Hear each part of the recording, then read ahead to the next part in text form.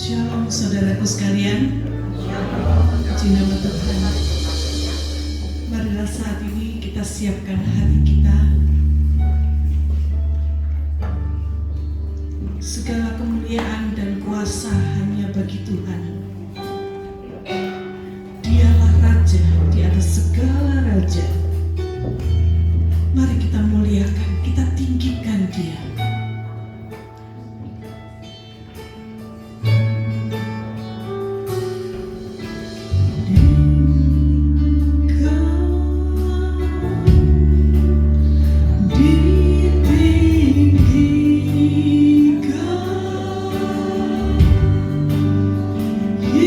Yesus Tuhan, Kau Raja aku yang bertahta,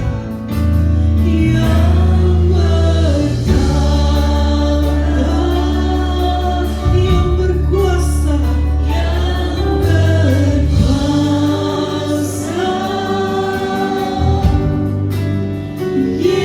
Yesus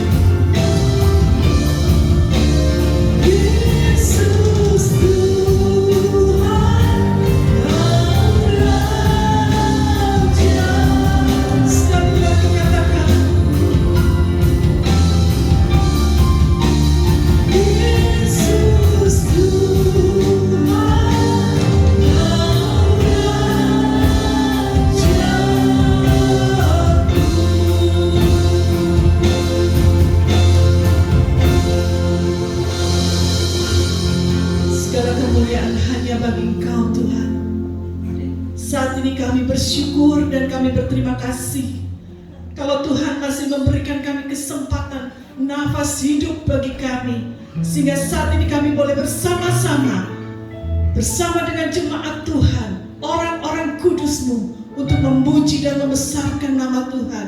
Kami boleh beribadah kepada Tuhan, dan kami rindu Tuhan Kau hadir di tengah-tengah kami. Jamah setiap kami Tuhan, karena kami tahu Engkau ada bersama dengan kami. Terima kasih Tuhan, kami menyerahkan waktu ini di dalam pimpinan Tuhan, di dalam nama Tuhan Yesus Kristus. Amin. Kita berdiri saudara. Apakah saudara rindu untuk memuji dan membesarkan nama Dia? Amin. Haleluya. Itu sebabnya mari kita katakan, Tuhan, Engkaulah tempat perlindungan dan kekuatanku. Mazmur 91 ayat 1 dan 2 mengatakan, orang yang duduk dalam lindungan yang maha tinggi, dia akan berkata kepada Tuhan, Engkaulah tempat perlindunganku.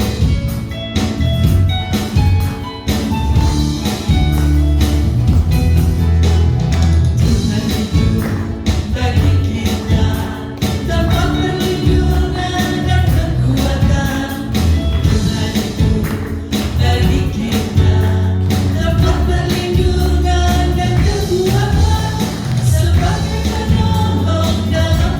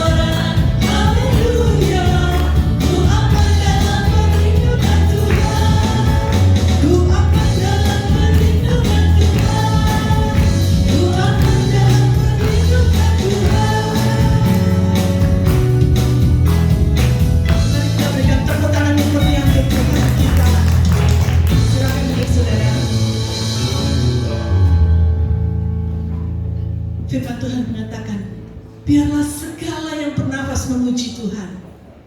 Alam semesta melukiskan kebesarannya. Dialah Allah yang bertahta di surga dan memerintah di bumi. Hanya Dia yang layak dipuji dan disembah. Dialah Raja di atas segala raja.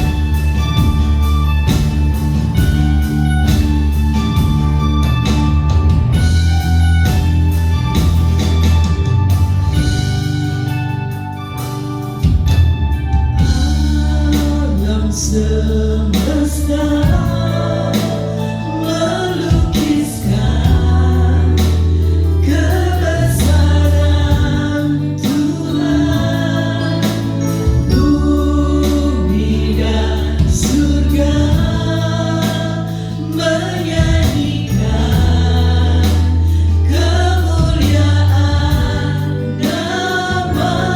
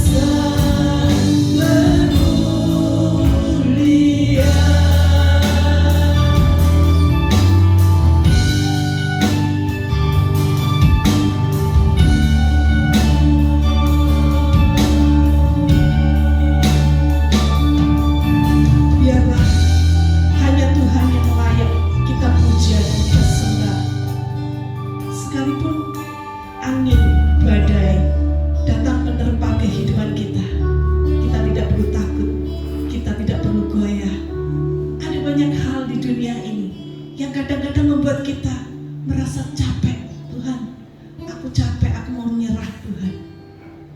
Tapi ingat, itu adalah ujian yang Tuhan izinkan untuk membentuk kita menjadi pribadi yang lebih kuat. Amin. Sebabnya katakan, ku tetap cinta Tuhan. Aku akan tetap cinta kepadamu. Walaupun badai menerpa hidupku, aku akan tetap setia.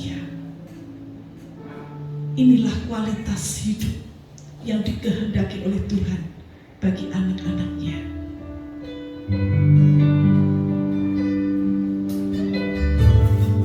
Saya ingin mengundang saudara untuk berdiri ketika menyanyikan lagu ini.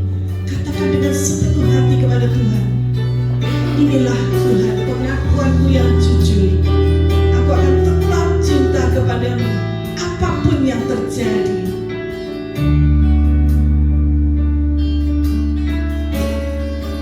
Ku tetap cinta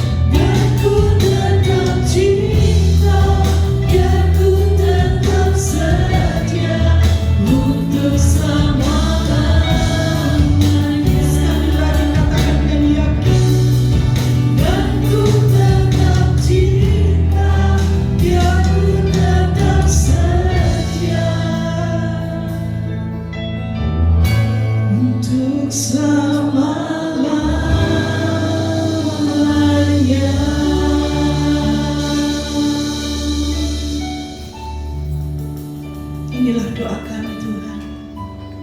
Inilah kerinduan hati kami. Walaupun badai menerpa hidup kami tetap ingat bahwa kasih-Mu jauh lebih besar. Kasih yang sudah menebus kami dengan harga yang mahal, yaitu dengan darah-Mu. Itulah yang menjadi motivasi kami untuk membalas kasih-Mu Tuhan. Untuk tetap setia kepadamu apapun yang terjadi. Dengar doa kami Tuhan. Pegang tangan kami Tuhan. Supaya kami tetap kuat sampai akhir. Sebentar kami akan mendengar firman-Mu. Kiranya Tuhan, Engkau berbicara kepada kami secara pribadi. Sehingga firman-Mu boleh menjadi pedoman dalam kehidupan kami. Kami panjatkan doa kami hanya di dalam nama Tuhan Yesus Kristus. Dan setiap kita yang percaya katakan amin. Silakan duduk saudara. Kita akan mendengar firman Tuhan yang disampaikan oleh Bapak Yohanes. Shalom. Oh, suaranya kok kecil sekali. Shalom. Puji nama Tuhan. Pagi hari ini kalau kita sudah banyak memuji dan memuliakan Tuhan, dan kita sangat bersyukur kepada Tuhan. Bahkan lagu yang terakhir mengatakan kepada kita, aku mau tetap setia, aku mau tetap cinta, apapun terjadi, saya mau tetap dekat kepada Tuhan dan mengasihi Tuhan sampai akhir hidup kita. Amin, saudara? Amin. Nah, kok suaranya kok kecil? Kenapa? Karena seringkali mungkin kita sudah memujikan, kita sudah menyanyikan, kita sudah mengucapkan, tapi sebetulnya itu belum tentu dari dasar hati kita.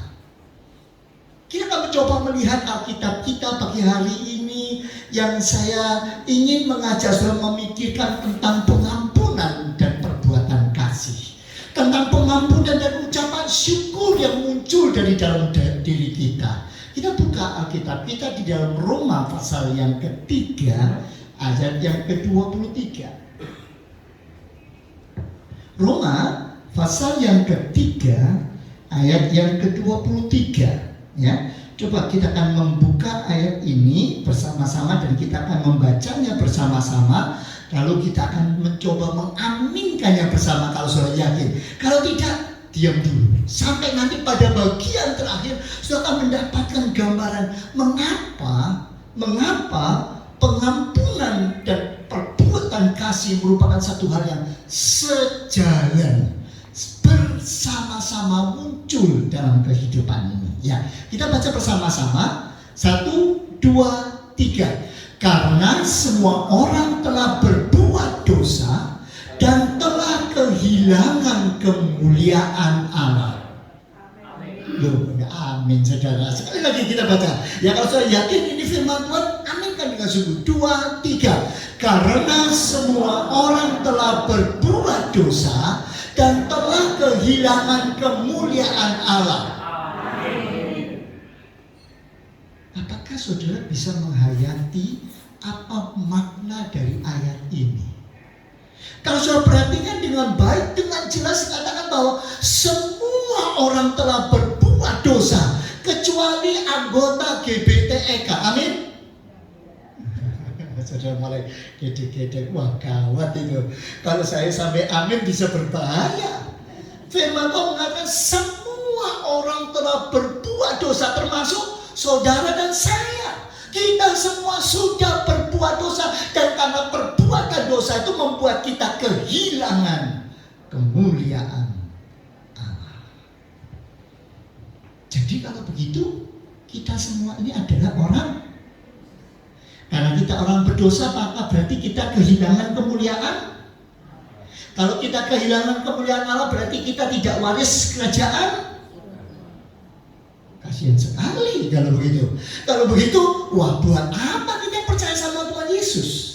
Buat apa kita mengenal Tuhan sebagai juru selamat kita kalau kita semua adalah orang-orang berdosa yang telah kehilangan kemuliaan Allah? Saudaraku sekalian, pemahaman tentang bahwa kita adalah orang yang telah berbuat dosa itu sesuatu yang penting. Tetapi hati-hati, seringkali iblis memakai pernyataan ini untuk menghalangi kita bisa menyembah kepada Tuhan. Iblis akan mengatakan, kamu tuh orang berdosa, kamu tidak layak menghadap Tuhan, kamu tidak pantas datang sama Tuhan. Oh, kamu itu loh orang berdosa, kamu masih melakukan dosa. Saya mau tanya, siapa di antara saudara yang mengatakan bahwa saya selama ini tidak pernah berbuat dosa? Tunjuk tangan. Oh, nggak ada. Oh, selama ini terlalu banyak. Siapa yang mengatakan selama sebulan terakhir ini saya tidak berbuat dosa? Tunjuk tangan. Loh, saya juga nggak berani, saudara. Oke, saya ulangi lagi. Siapa yang berani mengatakan selama seminggu terakhir ini saya tidak berbuat dosa? Loh, gawat, saudara. Oke, pendekkan lagi. Siapa yang berani mengatakan mulai bangun pagi hari ini sampai sekarang saya tidak berbuat dosa? Oh, gawat, saudara. Saudara bisa memahami? Banyak kita merasa bahwa kita ini manusia yang lemah. Walaupun kita sudah ditebus oleh Tuhan, seringkali kita masih tergoda. Bahkan kita tidak hanya tergoda, kadang kita sengaja berbuat dosa. Tahu tidak boleh, tapi tetap diperbuat. Sudah tahu kelemahan daripada pemahaman ini, seringkali iblis menggunakan, kamu tuh tidak pantas, kamu tidak layak, kamu buat apa datang kepada Tuhan, buat apa berdoa, buat apa baca firman Tuhan, buat apa kamu beribadah, buat apa kamu melayani. Sudah tahu apa maksud iblis? Dengan menanamkan pengertian ini supaya kita kehilangan kesempatan untuk bisa menyembah, memuliakan, meninggikan Tuhan dan datang kepada Tuhan. Hati-hati di muslihat iblis ini. Kalau kita tidak datang menyembah kepada Tuhan, tidak memuliakan Tuhan, tidak dekat kepada Tuhan, ingat kita akan kehilangan berkat Tuhan atas penyembahan kita kepada Tuhan. Bagaimana Tuhan memberkati kita? Di dalam kita memuliakan Tuhan, menyembah dan meninggikan Tuhan. Kalau kita tidak pernah datang kepada Dia. Itu sebabnya, saudaraku sekalian, kalau begitu persoalannya ada di mana? Di mana letak persoalannya? Persoalannya terletak karena banyak orang mengerti bahwa ia adalah orang berdosa. Dia mengerti bahwa dia adalah orang berdosa, seperti yang kita tidak berani mengangkat tangan kita, walaupun cuma mulai pagi sampai jam ini. Dia mengerti, tapi dia tidak mengenali atau dia tidak melihat dosa-dosanya. Dia tidak mengakui bahwa saya melakukan kesalahan, saya melakukan perbuatan-perbuatan yang tidak berkenan di hadapan Tuhan. Dia tidak mau melihat, tidak mau mengenali, dan tidak mau mengakui dosa-dosanya. Bahkan yang lebih parah lagi, seringkali dia merasa bahwa dia lebih layak dari orang lain. Saya ini lebih baik kok dari orang lain. Coba yang lain lihat itu tetangga saya, lihat itu orang tua saya, lihat itu anak saya, lihat itu teman pekerjaan saya, lihat itu teman sesekolah saya, sebangku saya, itu lihat teman angkatan, lihat itu para orang-orang yang mengikut Tuhan, yang katanya menyambut diri orang Kristen. Coba lihat itu hamba Tuhan, lihat itu, wah banyak, lalu dipakai alasan untuk mengatakan saya masih lebih baik. Sehingga kalau ditanya, apa dosa saya? Oh, ya saya masih lebih baik dari dia. Padahal sudah tahu keselamatan dan berkat Tuhan itu diberikan hanya kepada orang yang merasa tidak layak. Untuk memahami ini, mari kita lihat sebuah bagian dari Alkitab di dalam Injil Lukas pasal yang ke-7 ayat 36 sampai 50. Lukas pasal 7 ayat 36 sampai 50. Yuk kita baca dengan seksama, dengan memahami makna dan artinya. Kisah ini sangat indah Dan kalau sudah perhatikan dengan baik, sudah akan menemukan sesuatu yang baik. Untuk itu, mari ya, ayat yang genap dibaca oleh kaum bapak, kaum pria, dengan suara yang keras ya. Dan ayat yang ganjil dibaca oleh kaum wanita. Ayat 50 terakhir kita baca sama-sama ya. Baik, kaum pria lebih dulu. 2, 3. Seorang Farisi mengundang Yesus untuk datang makan di rumahnya. Yesus datang ke rumah orang Farisi itu, lalu duduk makan.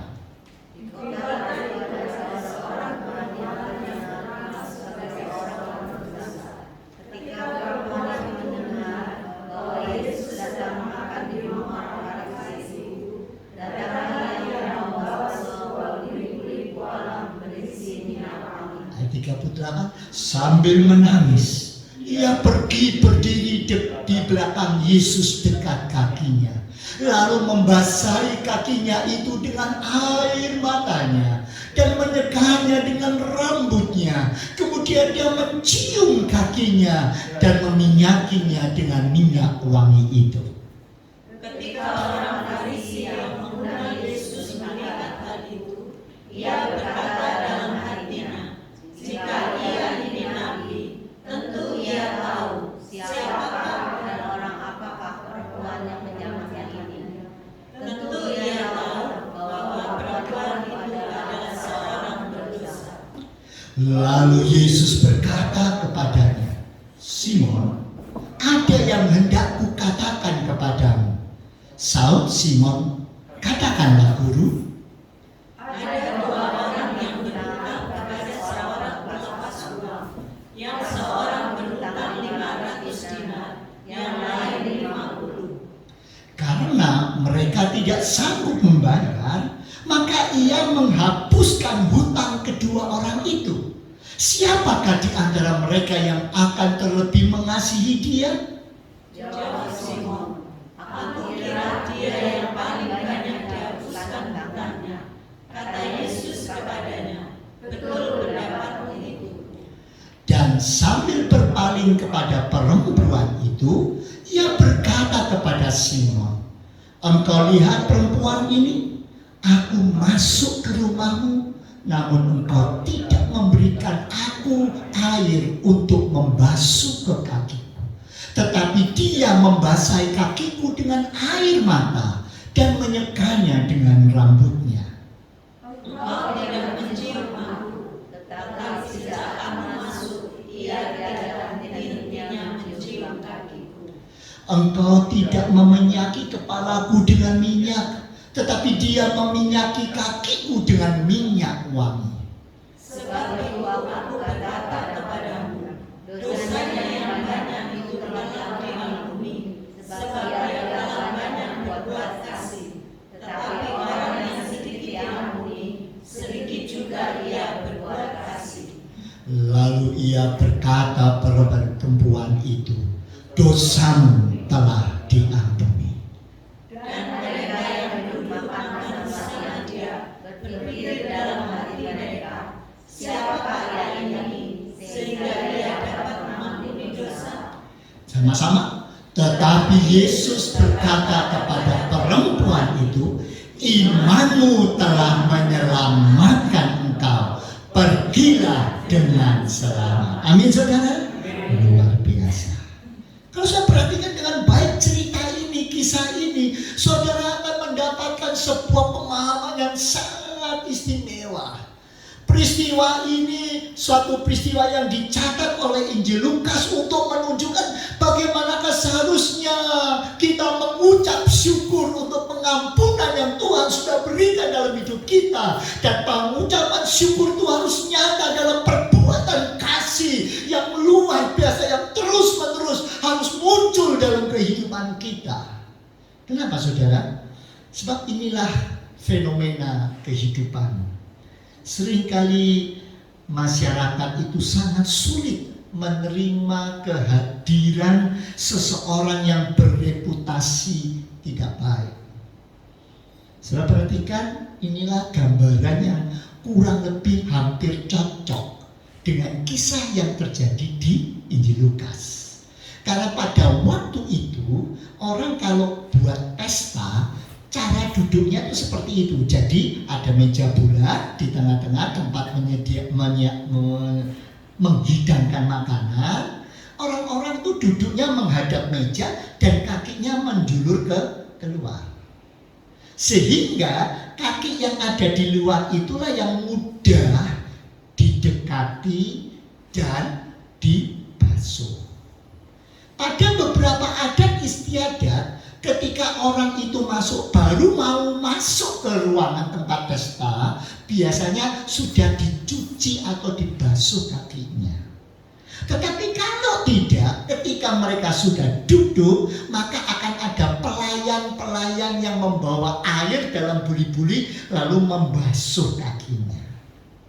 Nah, ini yang terjadi pada waktu itu ketika Tuhan Yesus diundang oleh seorang Farisi.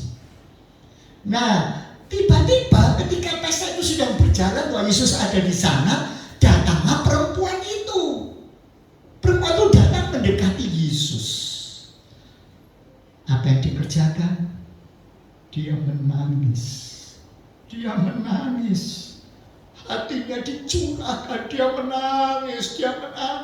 Sampai air matanya yang menetes itu membasahi kaki Yesus. Apa yang terjadi? Bukan hanya air mata yang membasahi kaki Yesus. Setelah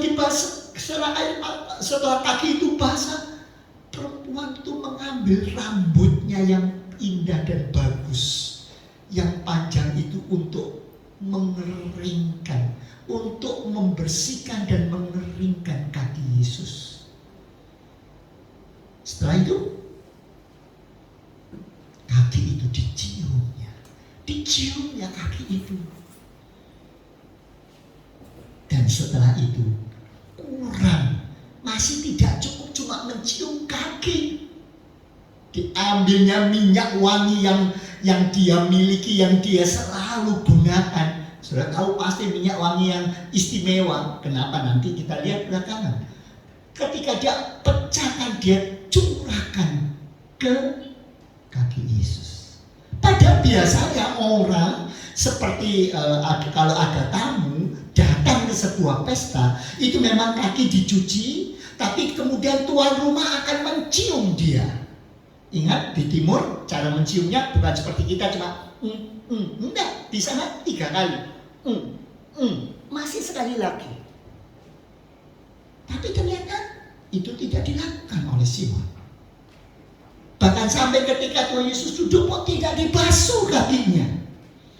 Apalagi dikasih minyak. Harusnya setelah dicium, maka dia dikasih minyak di rambutnya. Tujuannya apa? Supaya minyak itu mulai pelan-pelan turun. Dan kalau itu sudah turun, wanginya, semerbak baunya itu akan memenuhi ruangan. Sehingga seluruh ruang pesta itu berbau harum.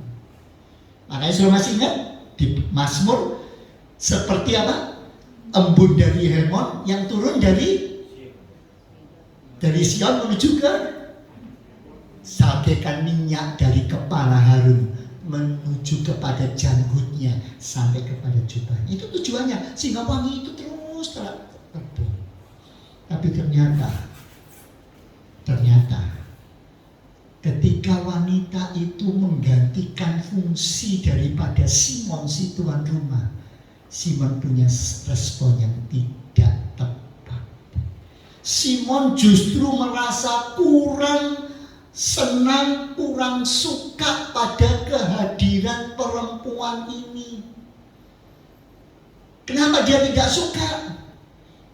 Karena dia tahu siapa perempuan itu. Siapa perempuan itu? Siapa perempuan itu? Orang berdosa. Orang berdosa seperti apa? Orang berdosa seperti apa? Orang dosa itu macam-macam, banyak. Ya toh? Oh, karena dia berdosa karena dia mencuri. Dia berdosa karena dia mengambil hak orang lain. Dia memperlakukan orang lain dengan semena-mena. Dia mungkin menuduh orang yang tidak bersalah. Oh, mungkin dia menyakiti hati. Dia mengeluarkan kata-kata yang tidak seharusnya dia keluarkan. Banyak macamnya. Dan biasanya untuk yang satu ini orang tuh agak memandang jauh ke bawah. Siapa? Dia pelacur. ini tidak ada ampun. Wah, begitu. Ya, dosa yang satu ini seringkali dipandang sangat hina, sangat menjijikkan. Sehingga ketika si perempuan ini datang menangisi kaki Yesus, lalu mengelap dengan rambutnya, menciumi kakinya, si Simon dalam hati mengatakan, Yesus ini siapa tuh? Masa tidak ngerti siapa? Masa orang suci, orang hebat, orang benar, Allah kok tidak ngerti yang datang itu sampah masyarakat, rusak reputasi dong. Itu kan tidak bagus, itu kan tidak baik. Kenapa dibiarkan? Kalau dia nabi, sekali lagi, kalau dia nabi, pasti dia tahu, pasti dia mau terima. Orang dosa buang aja. Apa sih ruginya membuang orang berdosa?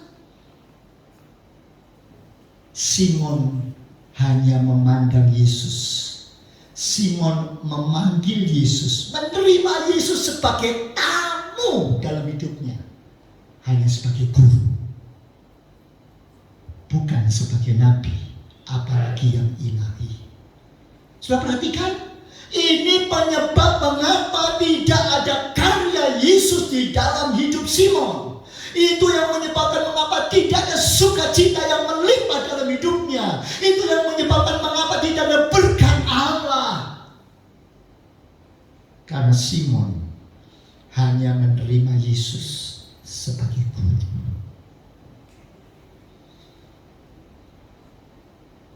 Dan kalau saya perhatikan, ya di berikutnya, Simon mengatakan kenapa dia membiarkan dirinya diurapi oleh perempuan yang berdosa seperti itu. Nah itu yang, dan saudara perhatikan gimana sikap Simon.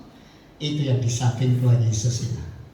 Wah, apa yang dia tunjukkan dalam gambar itu, ingin menunjukkan apa yang tunjukkan. Dia begitu ramah. Oh iya, ya sudah, tidak apa-apa. Kamu terima kasih ya, kamu sudah menggantikan saya mengurapi kakinya. Gitu toh, ramah sekali, betul? Halo. Oh, lihat itu, mukanya dengan sorot mata yang tajam. Dia melihat, dia melotot, dia merasa, ya sudah.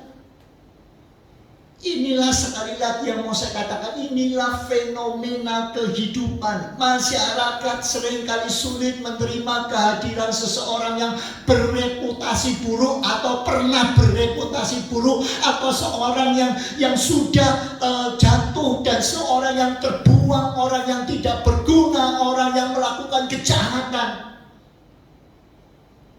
Para mantan itu seringkali tidak diterima. Ini fenomena kehidupan dalam masyarakat. Padahal Tuhan Yesus menerima perempuan itu. Tuhan Yesus menerima.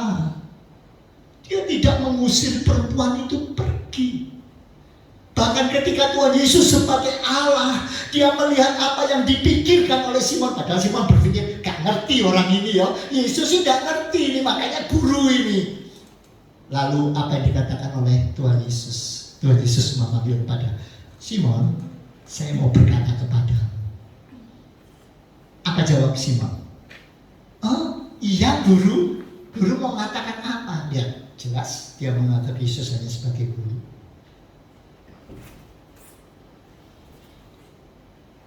Saudaraku sekalian, bagaimana dengan sikap kita terhadap orang-orang yang memerlukan dukungan, memerlukan uluran tangan, yang memerlukan pegangan agar dia boleh bangkit, dia boleh berjalan, dia boleh memuji dan memuliakan Tuhan. Bagaimana dengan sikap kita? Seringkali justru kita menyalahkan, kita merasa lebih layak, merasa lebih hebat, merasa lebih kuat, merasa bahwa saya itu lebih bagus. Yesus menegur Simon. Bagaimana teguran Yesus terhadap Simon. Teguran Yesus kepada Simon dilakukan dengan dua hal. Ada dua jawaban terhadap respon Simon. Yang pertama, Tuhan Yesus memberikan perumpamaan tentang orang yang berhutang. Coba gini ada dua orang yang berhutang kepada pemberi hutang. Yang satu hutangnya 500, yang satu hutangnya 50. Artinya bandingannya 1:10. Ternyata dua-duanya nggak bisa bayar. Karena dua-duanya nggak bisa bayar, maka si pemberi hutang ngomong, wes bebas. Kamu yang hutang 500 bebas, kamu 50 bebas. Kalau dua-dua sudah bebas, kira-kira siapa yang paling berterima kasih dan mengasihi, menyayangi si pemberi hutang? Menurut saudara, mana yang lebih berterima kasih dan lebih menyatakan kasihnya? Yang hutangnya 50 atau yang 500? Simon dengar itu, dia bilang, yang 500, yang lebih banyak dong, orang dia dibebaskan segitu banyak, luar biasa. Lalu Tuhan Yesus mengatakan, demikian juga orang yang merasa dirinya telah diampuni oleh Tuhan dan dosanya begitu banyak, tapi Tuhan sudah hapuskan, Tuhan sudah tebus dia pasti lebih mengasihi Tuhan daripada yang lain. Saudara, ingat, inilah yang harus kita renungkan dengan dalam. Bagaimana kita bisa bersyukur kepada Tuhan, bagaimana kita bisa menyatakan kasih kita kepada Tuhan, bagaimana kita bisa tetap setia, tetap cinta, seperti lagu yang kita nyanyikan sebelumnya, firman Tuhan. Aku mau tetap setia, aku mau tetap cinta, aku mau tetap memberikan semua kepada Tuhan. Kapan? Kalau saudara betul-betul menyadari bahwa saudara adalah orang berdosa yang diampuni oleh Tuhan. Siapa yang berani mengatakan dirinya paling benar, paling baik, paling layak? Saya kalau ditanya, saya adalah orang yang paling rusak, yang harusnya tidak layak di hadapan Tuhan. Tapi saya merasa Tuhan begitu mengasihi saya. Dia memberikan pengampunannya, Dia memberikan anugerahnya, sehingga saya boleh tetap datang kepada Tuhan. Itu sebabnya bagaimana caranya agar kita dapat anugerah Tuhan dan kemurahan Tuhan dalam hidup kita. Yang pertama, perlu kesadaran diri bahwa diri kita ini memang orang yang tidak layak. Saya memang tidak layak. Terima kasih Tuhan. Orang yang seperti saya yang tidak layak, Engkau boleh akan dan boleh diterima kembali oleh Tuhan. Artinya kita perlu pasrah dan menyerahkan segala yang masih ada untuk diolah sesuai dengan kehendak Tuhan.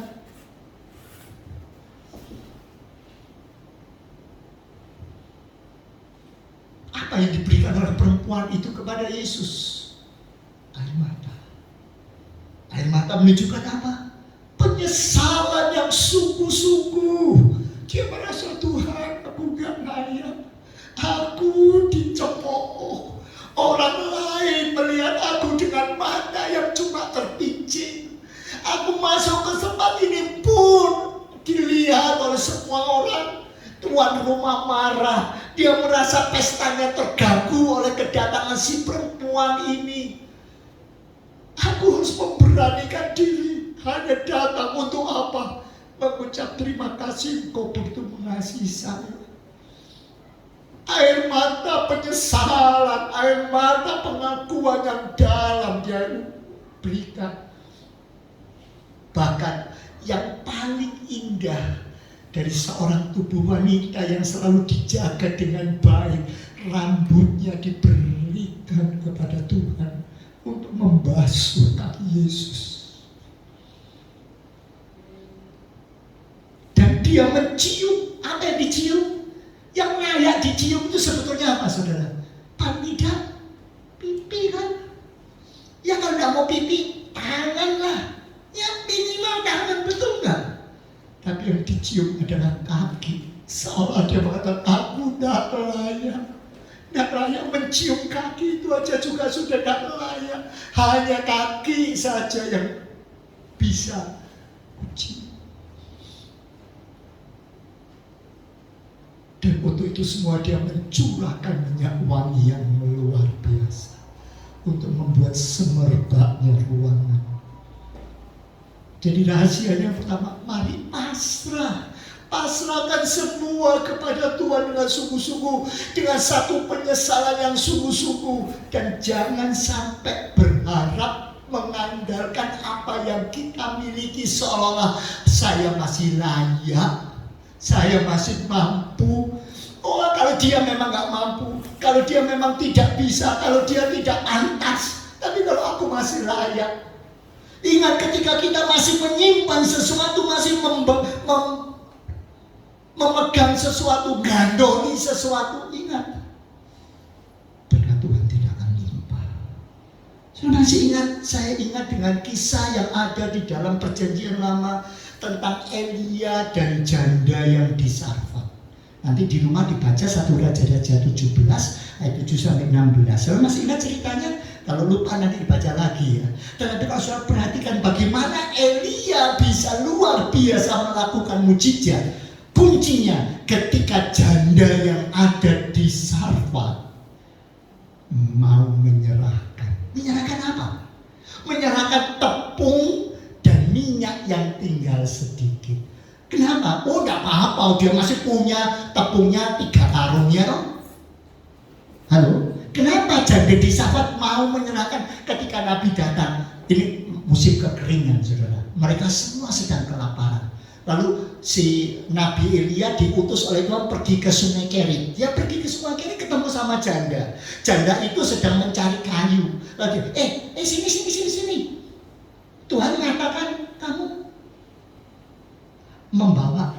harus membawa saya minuman. Oh, ya Nabi, silakan Nabi, saya ambilkan. Baru mau ambilkan, ke sini. Jangan lupa siapkan apel, makanan buat saya.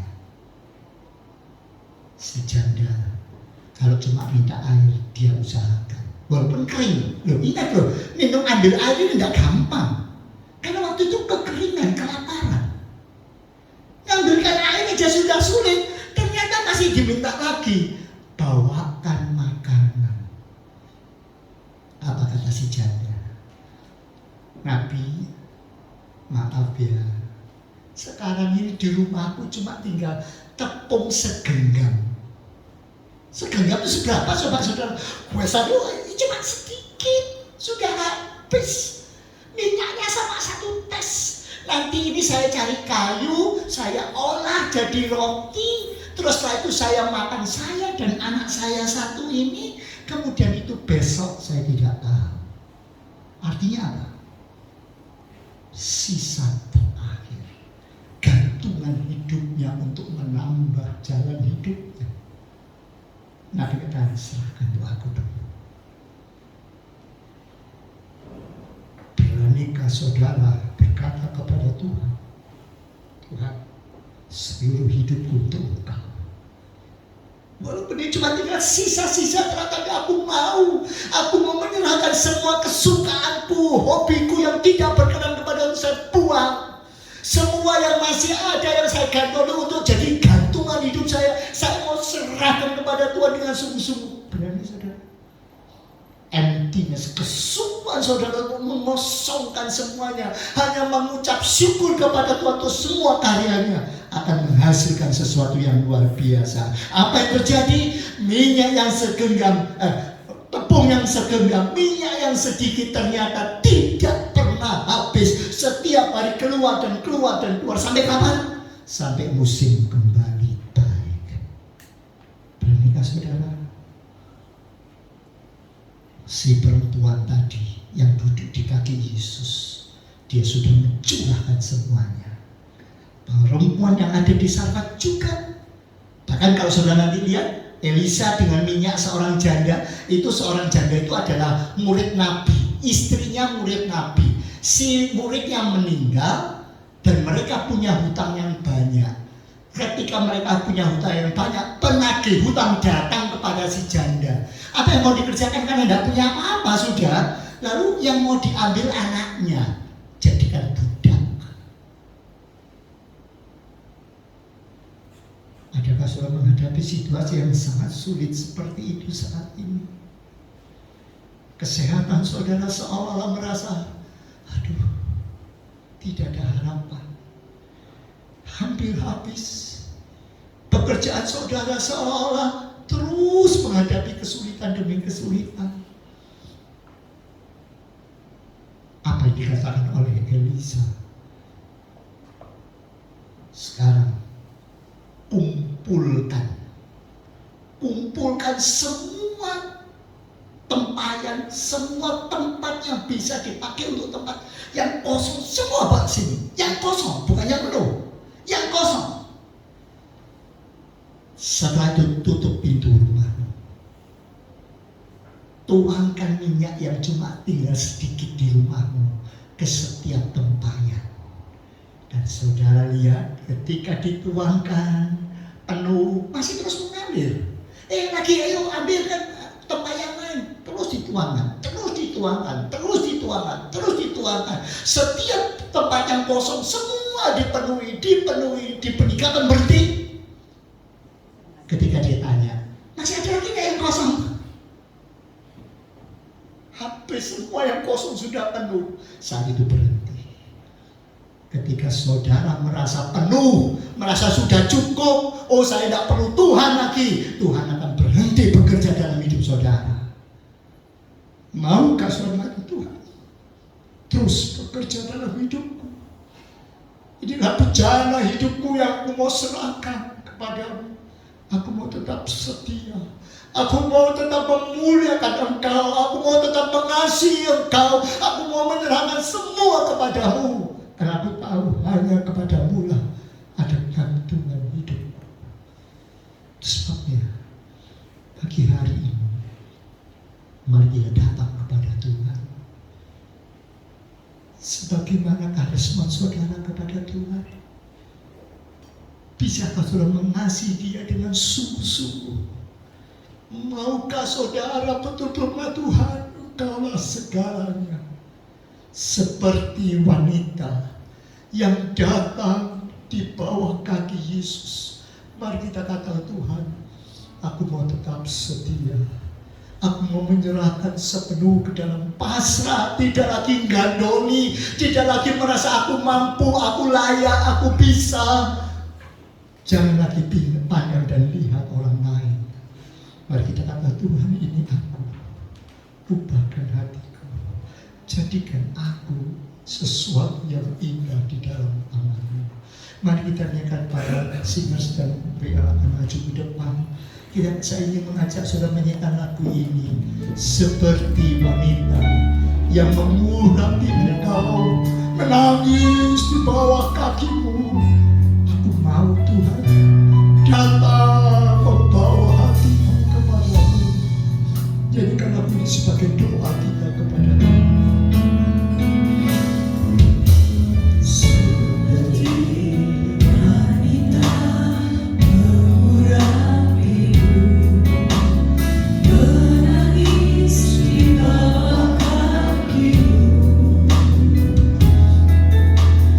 Demikian dirimu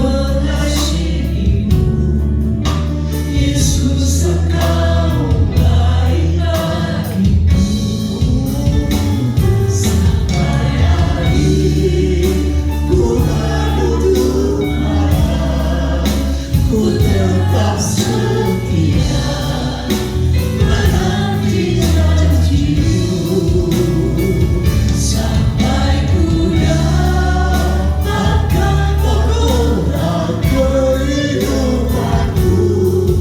Ku tetap setia melayani-Mu.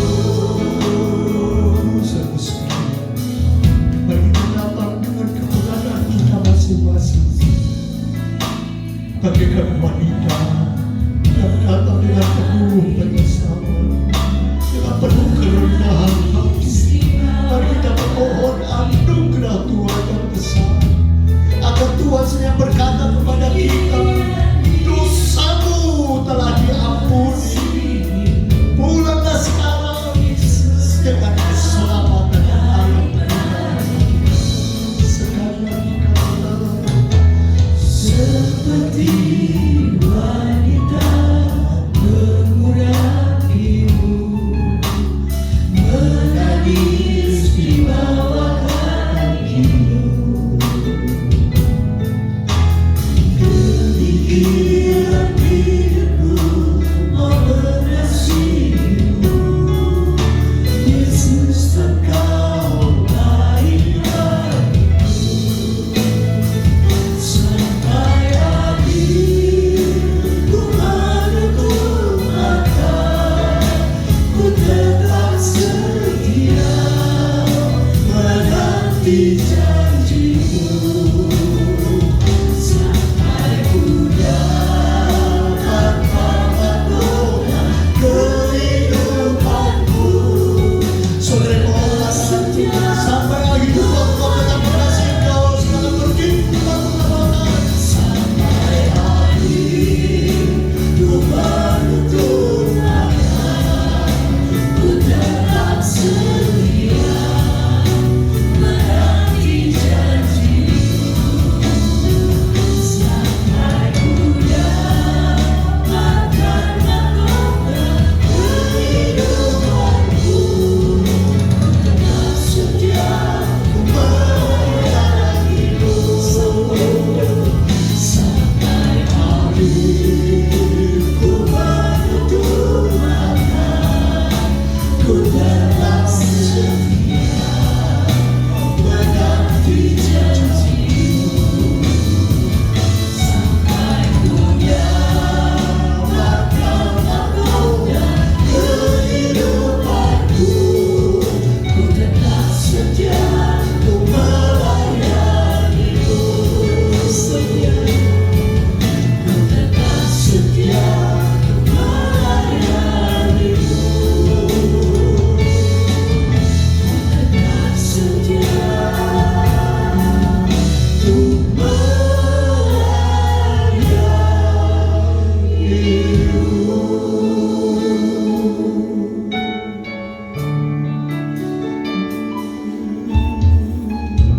Inilah doa kami Tuhan. Seperti wanita yang berdosa kami datang kepadamu dengan segala kerendahan hati kami. Kami mengakui diri kami bahwa kami hancur. Kami sebenarnya tidak layak Tuhan, tetapi Engkau yang melayakkan kami. Ya Engkau yang mengangkat kepala kami Tuhan, sehingga kami boleh melihat kasih, mata-Mu yang penuh dengan kasih itu memberikan kami kekuatan yang baru untuk melangkah menjadi pribadi yang lebih baik lagi Tuhan.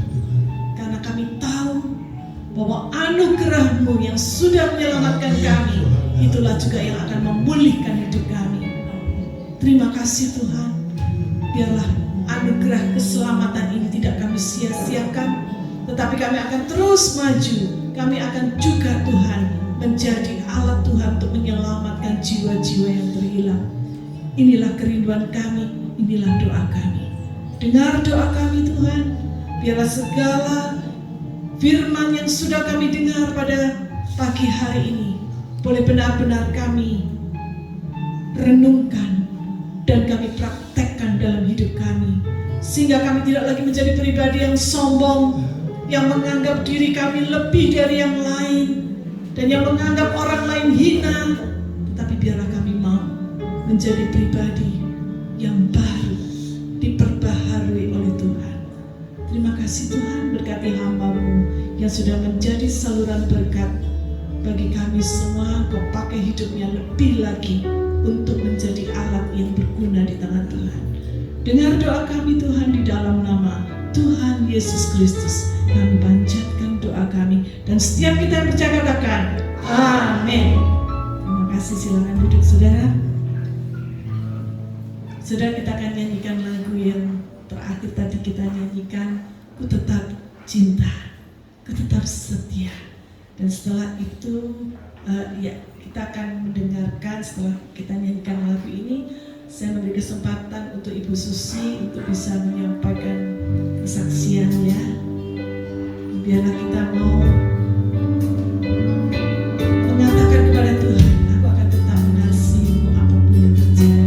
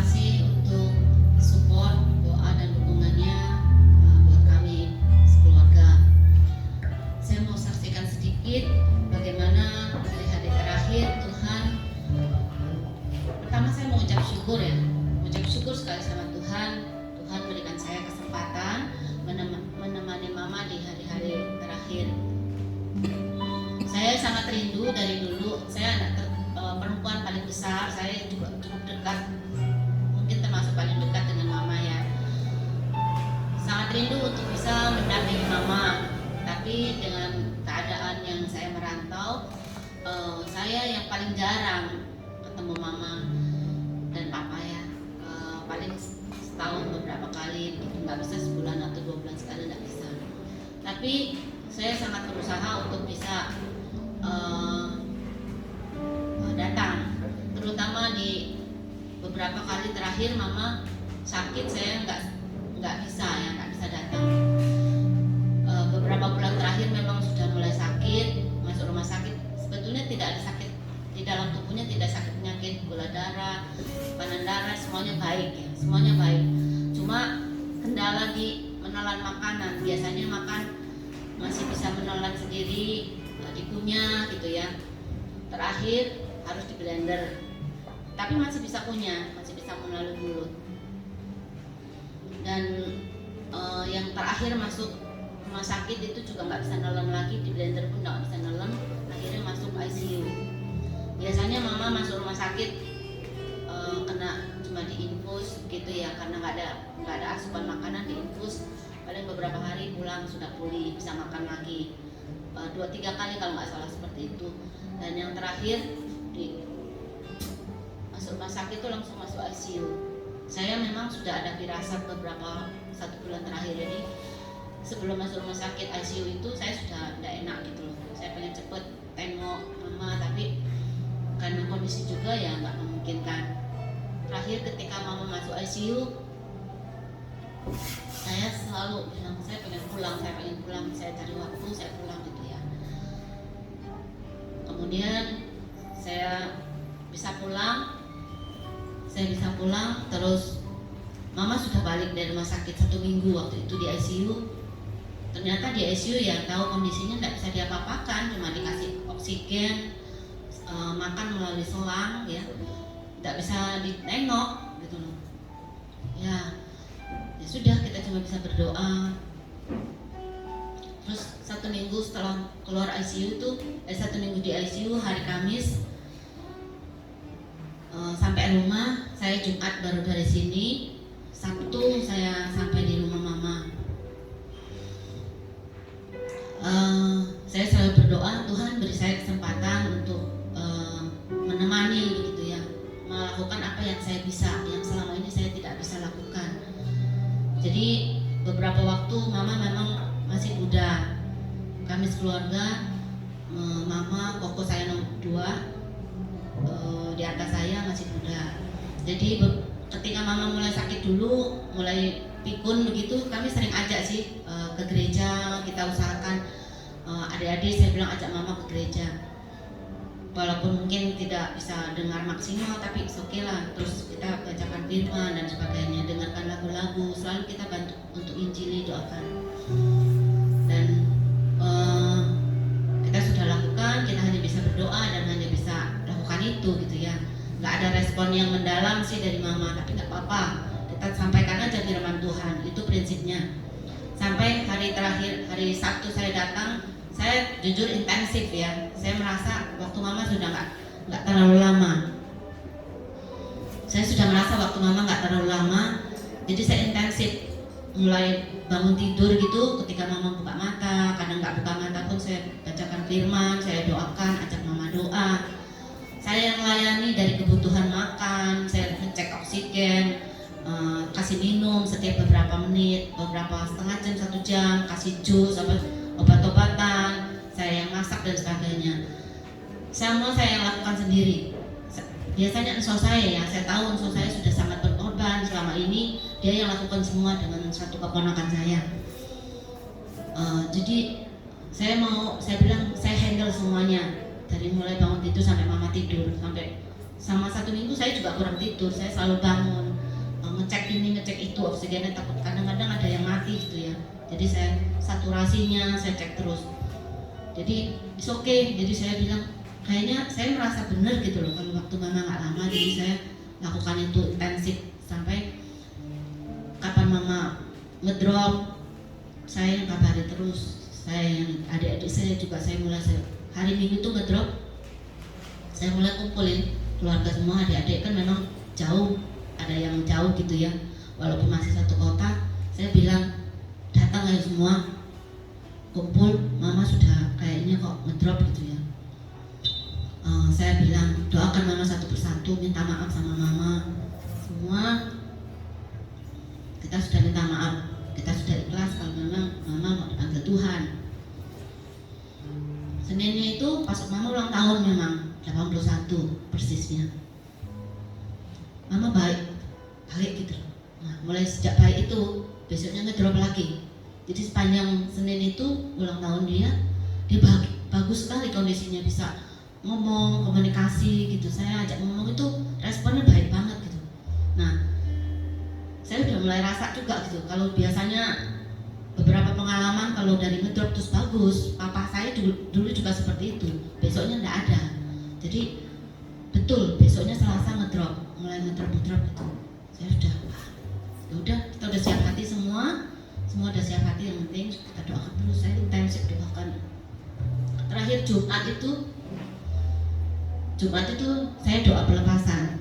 Jujur saya doa pelepasan karena memang koko saya bilang dia mau mintain air ke kongco gitu ya. Kalau di Buddha kan begitu, kalau ada takutnya ada yang gandol gitu, jadi dia mintain air katanya. Besok Sabtunya.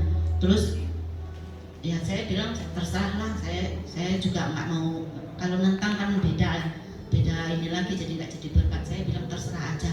Tapi malam itu saya ajak adik saya doa pelepasan buat mama. Kalau memang mama ada sesuatu yang berat gitu ya, mama minta ampun sama Tuhan. Pokoknya saya malam itu saya doakan sampai 1 jaman begitu ya. Kemudian malam jam 9 mama muntah, keluar semua kotorannya dari atas, dari mulut dan juga dari belakang.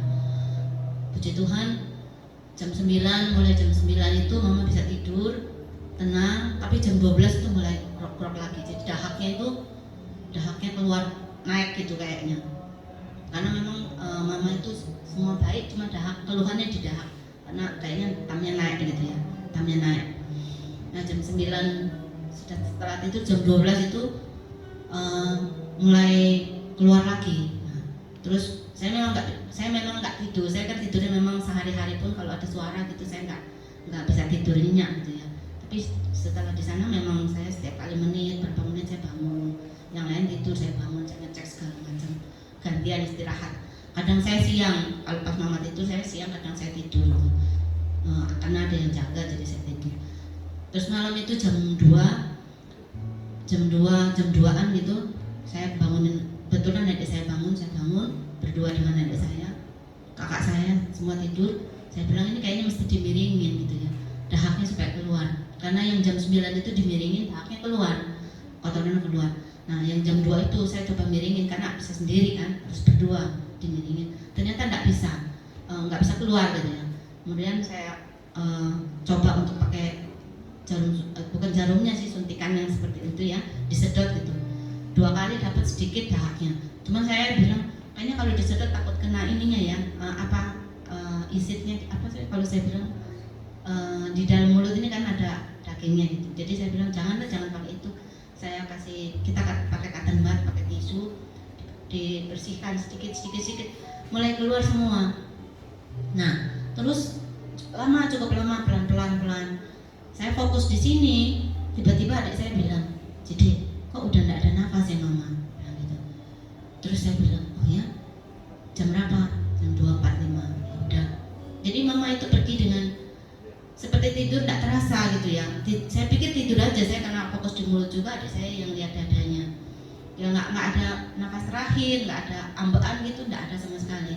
Jadi saya bilang, Tuhan terima kasih ya kalau Tuhan sudah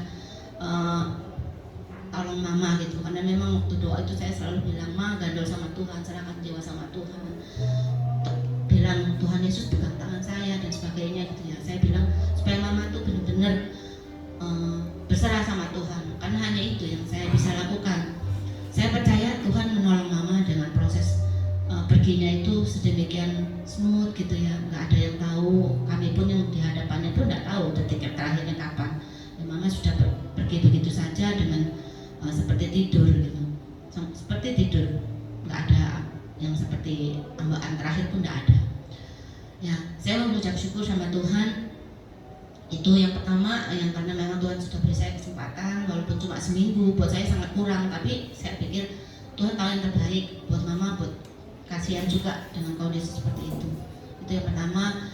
Yang kedua, saya mengucapkan terima kasih untuk semua dukungan teman-teman di sini, untuk segala supportnya. Terima kasih. Hanya itu yang dapat saya berikan ya, yang dapat saya sampaikan, karena doanya juga sangat menolong ya, sangat menolong juga mama bisa pergi dengan tenang. Terima kasih untuk dukungan doanya, untuk supportnya, untuk simpatinya, untuk teman-teman semua. Tuhan memberkati, Tuhan yang memberkati kita semua. Amin.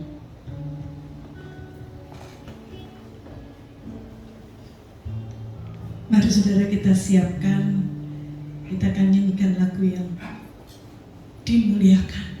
Hanya Tuhanlah yang patut kita muliakan dan kita tinggikan. Sementara itu saya mengundang untuk kolektor bisa maju ke depan. Kita berikan yang terbaik untuk Tuhan, karena Dia adalah Raja di atas segala raja.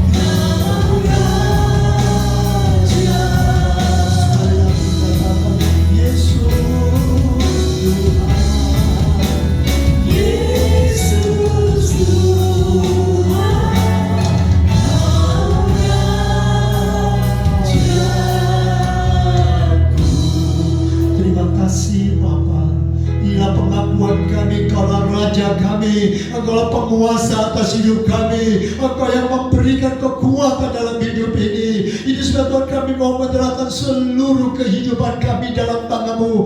Yakin percaya Tuhan tidak akan pernah tinggalkan kami. Engkau yang akan berkarya dalam hidup ini. Ini sebab Tuhan kami mau menyerahkan seluruh kehidupan kami dalam tangan-Mu. Terimalah persembahan kami yang mewakili kehidupan kami. Terimalah menjadi satu bau dupa yang harum di hadapan-Mu, sehingga pelayanan dan pekerjaan Tuhan boleh berjalan. Oh Tuhan ditinggikan dan Tuhan dipermuliakan. Terima kasih Bapa, terima kasih. Kami bersyukur untuk semuanya. Bahkan saat ini Tuhan kami teringat untuk saudara kami yang saat ini tidak sempat bersama-sama dengan kami. Untuk mereka yang saat ini sedang sakit, baik buat Ibu Susi maupun Tuhan kami, oh Tuhan menyerahkan juga, oh Tuhan dalam tangan-Mu. Biarlah oh Tuhan menolong untuk saudara kami Michael, Tuhan tolong. Kami juga menyerahkan semua di dalam tangan Tuhan. Kami menyerahkan untuk Ibu Wiwi dalam tangan-Mu. Tuhan berikan kekuatan dan jamah kehidupannya. Terima kasih Bapa, terima kasih. Kami mendoakan saudara kami yang saat ini sedang ada di luar daerah karena pekerjaan, karena tugas dan tanggung jawab mereka. Tuhan sertai dan lindungi mereka juga. Kami juga mendoakan saudara kami yang sedang bergumul dalam pergumulan hidupnya, dalam pekerjaannya, dalam Tuhan sekolahnya, dalam segala yang dikerjakan. Tuhan memberkati berkati dengan berkat yang berkelimpahan, sehingga sebentar kami boleh pulang dan kami terus mengingat akan firman-Mu, dan kami boleh menjadi wanita yang datang di bawah kaki-Mu, yang menyerahkan seluruh kehidupan kami supaya Tuhan berkarya dalam hidup ini. Terima kasih Bapa, terima kasih. Saudaraku sekalian, mari arahkanlah hatimu dan tanganmu kepadanya untuk pulang menerima berkat daripada Allah, kasih karunia daripada Allah Bapa, kecintaan daripada Tuhan Yesus, dan penyertaan Roh Kudus menyertai kehidupanmu. Pulanglah sekarang, terimalah berkat Allah di dalam nama Tuhan Yesus Kristus. Dan semua diberkati Allah, katakan amin. Mari kita bersyukur kepada Tuhan dan katakan selamat Tuhan melindungi, Tuhan menyinari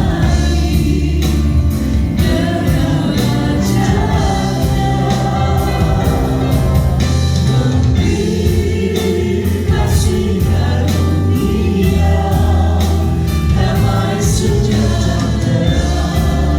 Tuhan Yesus berkati semua.